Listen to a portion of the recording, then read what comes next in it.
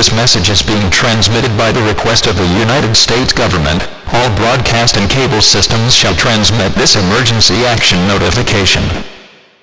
This is an announcement on the commencement of the annual purge. At the completion of this message, all sirens will be activated to begin the purge. For the next 12 hours, from 7 p.m. to 7 a.m., all crimes, including murder, will be legal. The state and federal government will be protected, as they have been granted immunity from the purge, and shall not be harmed. Any weapons that can cause massive destruction are restricted for use during the purge. Any other weapons are permitted.